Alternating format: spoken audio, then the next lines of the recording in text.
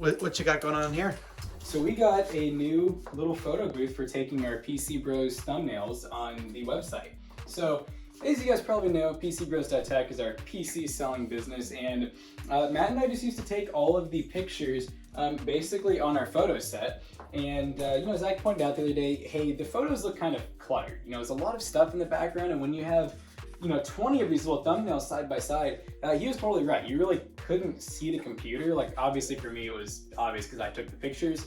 But we decided it was finally time to have something that was a little bit more congruent, so all the photos look the same. So basically, you have all these photos side by side now, and we have this nice gray background, which, fun fact, this is actually just peel and stick carpet.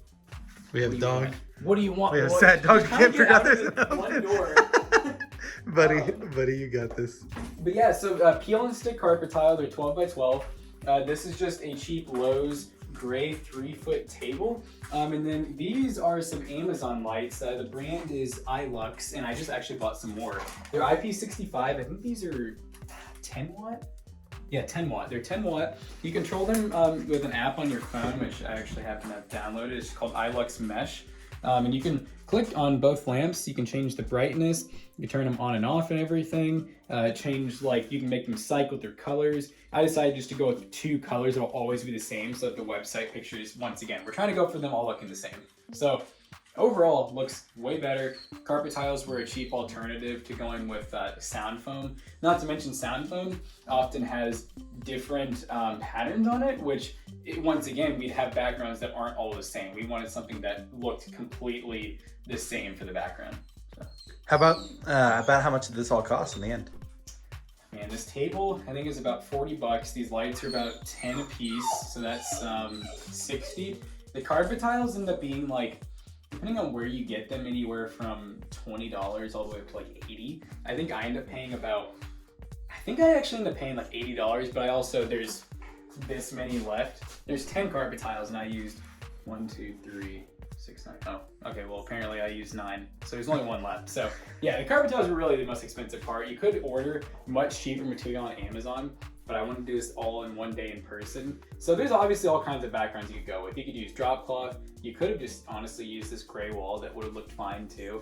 I almost thought about getting a giant soundboard, which you can buy from Lowe's. It's like a 4x8 sheet. It's designed to go up in homes. It's like sound insulation, but it's like a black brown material. It kind of looks like fake wood in a sense. And I was gonna put that up. That would have cost me $20.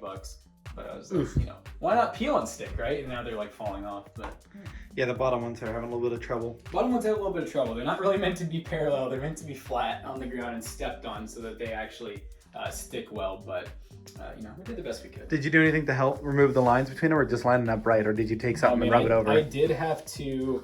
Like here you can see this one's kind of coming up a little bit, so it's noticeable. It was driving me nuts because I was getting some lines here that were really obvious in photos.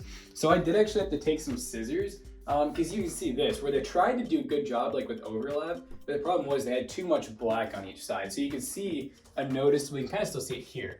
It looked like this all the way through, and I was taking pictures. I'm like, oh my God, it looks so good, but you can see that in every photo. So I had to take off the tiles, like cut, put them back on, take them off, cut. So it definitely took a lot of, going back and forth, trying out the pictures, see how I like it, and I finally got it to where it looked pretty good. Yeah, you tucked it all away in one of the corners.